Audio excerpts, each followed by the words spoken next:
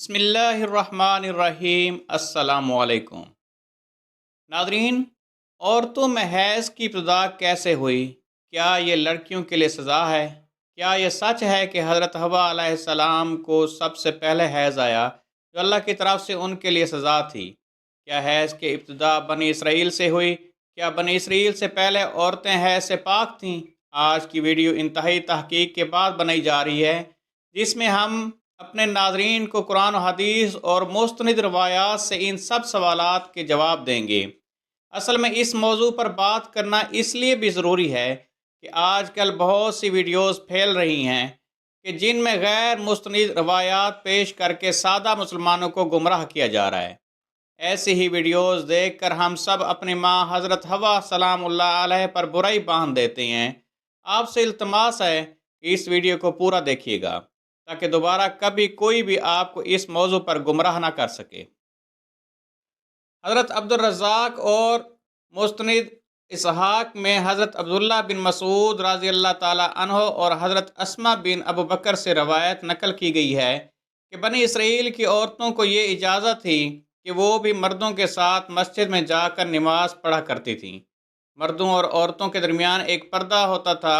پھر ایک دن ایک لڑکی اپنی ایڑیاں اٹھا کر مردوں میں اپنے یار کو دیکھنے لگی اور پھر اس نے یہ روزانہ کا معمول بنا لیا۔ اس کے دیکھا دیکھی سبھی عورتیں اپنی مسجد میں جاتیں اور پھر ایڑیاں اٹھا کر پردے کے اوپر سے غیر مردوں سے تاک جھانک میں لگ جاتیں۔ چنانچہ ان کو مسجد میں جانے سے ایسے روکا گیا کہ ان پر حیض مسلط کر دیا گیا۔ اب کچھ لوگ اس روایت سے یہ سبق لیتے ہیں کہ حیض کی ابتدا ہی بنی اسرائیل سے ہوئی، جو کہ غلط ہے، کیونکہ مفسرین اس روایت کی تفسیر میں لکھتے ہیں کہ یہ حیض عام نہیں تھا، بلکہ بنی اسرائیل کی عورتوں کو مسجد میں گناہ کرنے کی اللہ پاک نے اسے سزا دی کہ 4 مہینے تک مسلسل صبح و شام وہ عورتیں حیض کی کیفیت میں رہیں اور مسجد میں آنا بند کر دیا۔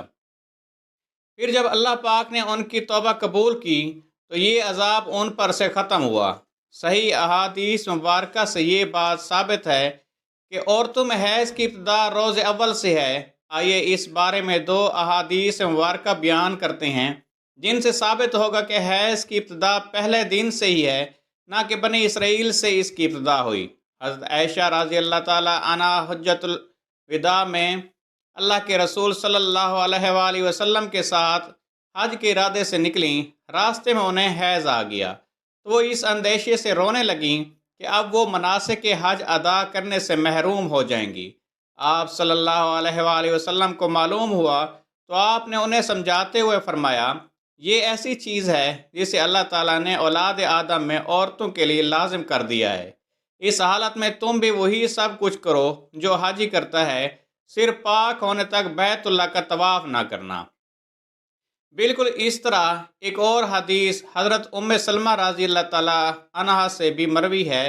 حضرت ام سلمہ رضی اللہ تعالی عنہا بیان کرتی ہیں کہ ایک موقع پر رسول اللہ صلی اللہ علیہ وآلہ وسلم کے پاس تھی کہ مجھے حیض آنے لگا۔ میں وہاں سے اٹھ گئی۔ آپ صلی اللہ علیہ وآلہ وسلم نے دریافت کیا تو میں نے بتایا کہ مجھے حیض آنے لگا۔ آپ نے فرمایا کہ یہ ایسی چیز ہے جسے اللہ تعالیٰ نے آدم کی بیٹیوں پر لازم کر دیا ہے۔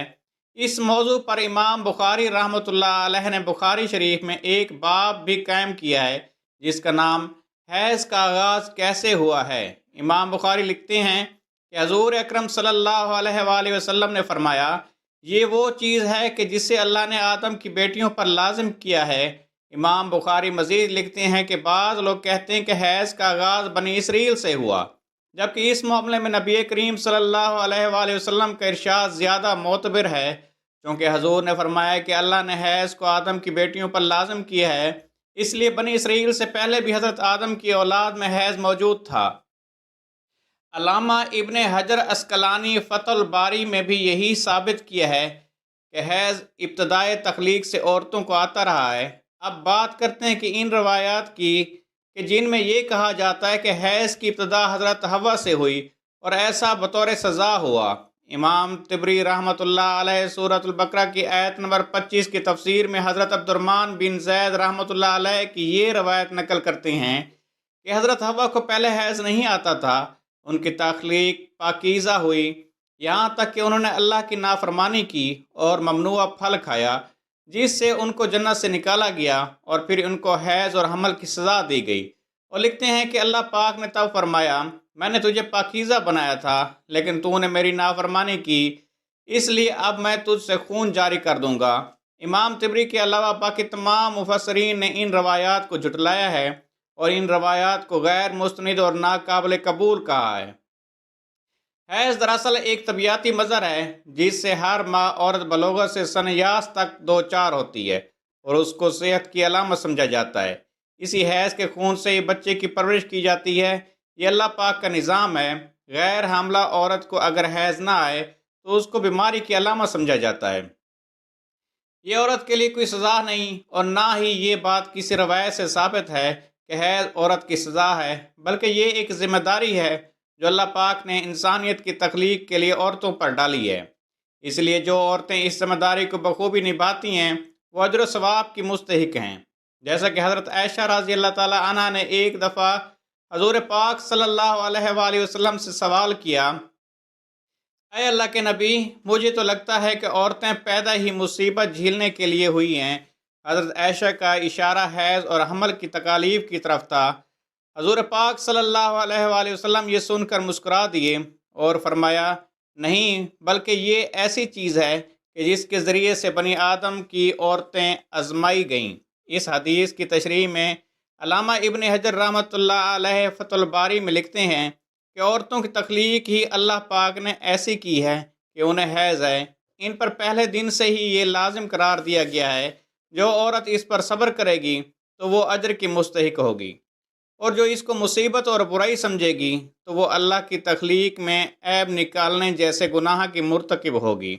امید ہے کہ اب آپ جان چکے ہوں گے کہ یہ عورتوں کی سزا نہیں، اور نہ ہی اسے سزا کے طور پر حضرت حوا سلام اللہ علیہ پر مسلط کیا گیا، اور نہ ہی حیض بنی اسرائیل کی عورتوں سے شروع ہوا، بلکہ حیض و حمل تو اللہ پاک کی آزمائش ہے عورتوں کے لیے، جن کا اللہ پاک بروز قیامت عورتوں کو اجر عطا فرمائے گا۔ اللہ پاک سے دعا ہے کہ تمام عورتوں کو صبر و استقامت کے ساتھ اس آزمائش پر پورا اترنے کی توفیق عطا فرمائے۔ ہم نیک اعمال کرتے رہیں اور برائیوں سے بچیں۔